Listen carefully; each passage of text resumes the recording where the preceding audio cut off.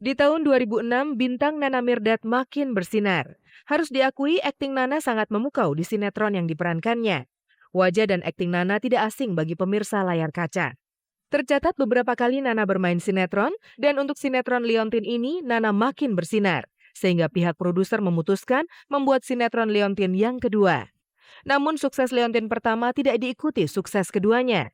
Jika Liontin pertama mampu mendapat rating tinggi, serial keduanya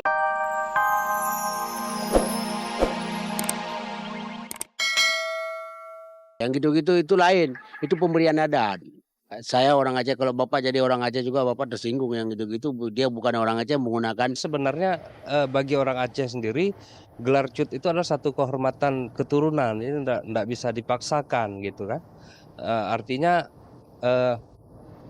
kalau dia memang kalau di Aceh tuh ada turunan Cut misalkan, ada rakyat biasa gitu.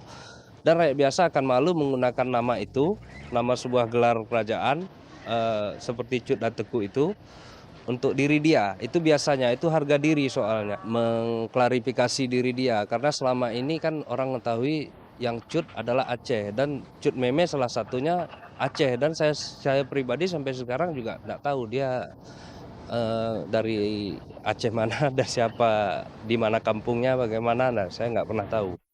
tambahan Cut di depan nama wanita Aceh bukanlah sekedar identitas kebangsawanan belaka. Lebih dari itu, ada norma-norma atau kewajiban yang harus dijaga sesuai dengan nama yang disandang.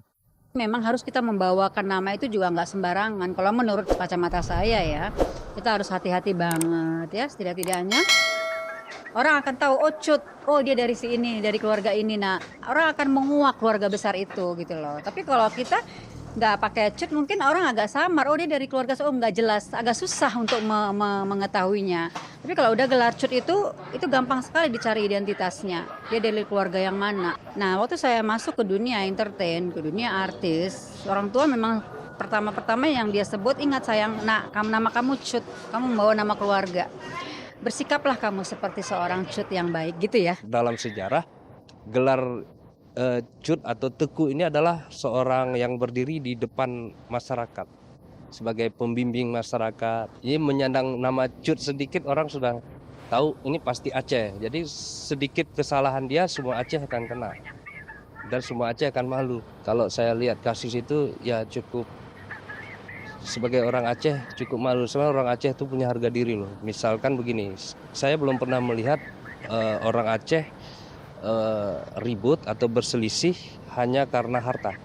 Misalkan, saya belum pernah lihat. Kalau masalah harga diri, barangkali itu sering. Semacam ada sedikit kekecewaan kalau memang itu betul-betul case ini terjadi gitu. Kecewa kita masyarakat Aceh, maka saya sendiri selaku orang Aceh menghimbau juga kepada artis-artis yang Aceh ini, jagalah marwah orang Aceh.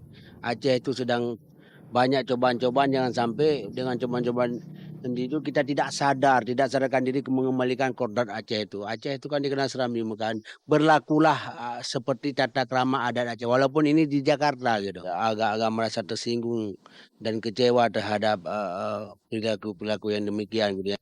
Serbuan kritik yang dialamatkan kepada Cut Meme jelas membuat Samsul Bahri Nasution hanya bisa mengurut dada.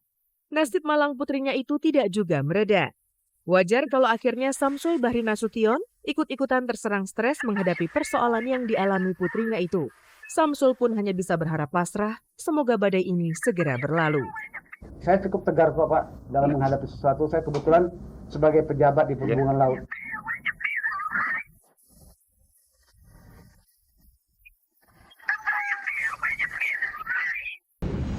Pemirsa, tak ada kabar yang tak kami kabar-kabari. Berikut pilihan kabar yang kami hadirkan khusus untuk menemani Anda di sore hari ini. Think I did it again. I made you believe. Oh, I'm more than just friends. Dewi Sandra bukan seorang atlet ataupun mantan atlet.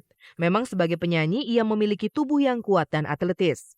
Aksi panggungnya pun bisa dibilang energik dan menguras tenaga. Mungkin itulah yang membuat mantan istri Surya Saputra ini menjadi pilihan yang tepat untuk ikut Olimpiade musim dingin di Italia 17 Januari nanti.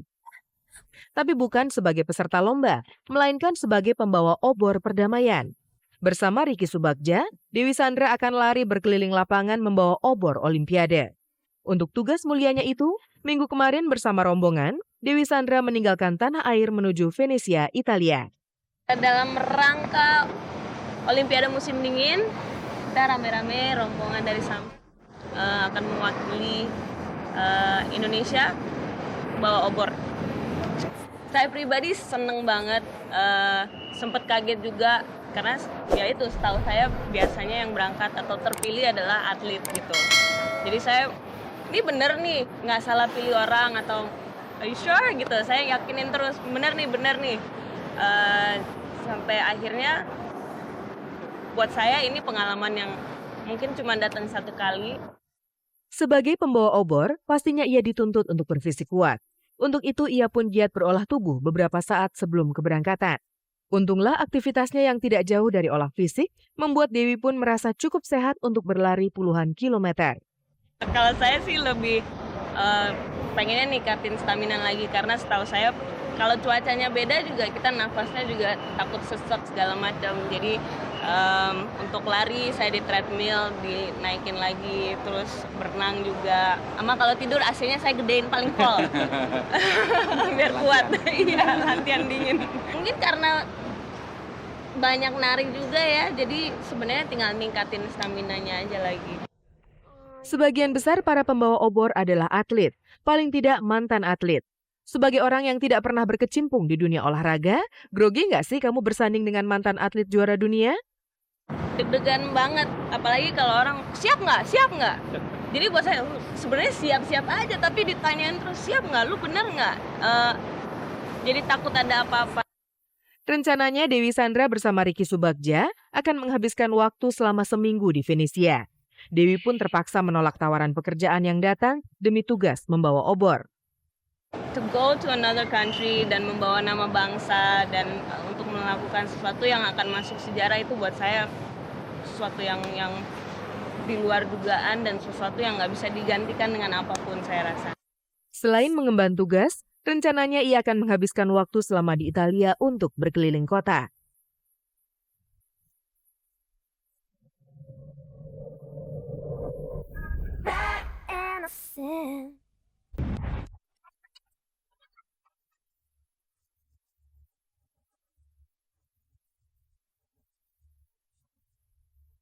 Di tahun 2006, bintang Nana Mirdad makin bersinar. Harus diakui, akting Nana sangat memukau di sinetron yang diperankannya. Wajah dan akting Nana tidak asing bagi pemirsa layar kaca. Tercatat beberapa kali Nana bermain sinetron, dan untuk sinetron Leontin ini, Nana makin bersinar. Sehingga pihak produser memutuskan membuat sinetron Leontin yang kedua. Namun sukses Leontin pertama tidak diikuti sukses keduanya. Jika Leontin pertama mampu mendapat rating tinggi, serial keduanya ini justru sebaliknya. Kecewakah Nana? Ya, kalau aku punya pikiran gini, setiap orang pasti berharap untuk selalu dapat yang terbaik kan. Tapi kan segala sesuatu itu pasti ada waktunya kita di atas, ada waktunya kita di bawah. Kalau waktu itu Leontin tuh, saatnya Leontin lagi tinggi-tingginya, sekarang Leontin turun, ya mungkin ada perasaan ya gitu. Tapi ya nggak apa-apa. Yang penting baginya adalah tetap berusaha profesional di bidangnya.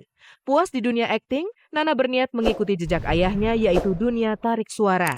Sebenarnya ini merupakan keinginan lama, jauh sebelum terjun di dunia layar kaca. Dia kan mintanya dari SD, minta rekaman. Malah saya yang bilang, nanti dulu ya sayang ya, kamu masih terlalu sibuk. Ntar kamu ngebagi waktunya nggak bisa. Memang dari sebelum aku jadi seperti ini, aku udah pengen rekaman.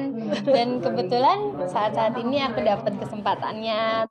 Orang tua Nana berusaha memenuhi keinginan anaknya, dan Gayung pun bersambut ketika seorang produser yang juga merupakan teman Jamal membiayai rekaman. Dia pun segera berancang-ancang masuk di dapur rekaman. Jadi gini, sekarang ini lagu yang udah beberapa lagu, seperti bapaknya bilang, nah lagu yang ini cocok, tapi kalau Nana nggak serak ya udah nggak jadi. Nah gitu loh. Sekarang enggak Nana nggak mau yang ini Pak. Nggak taunya ada lagu yang kita biasa aja Nana bilang gini, nah ini nih Nana mau yang ini. Jadi sampai sekarang masih dalam tahap pemilihan ya.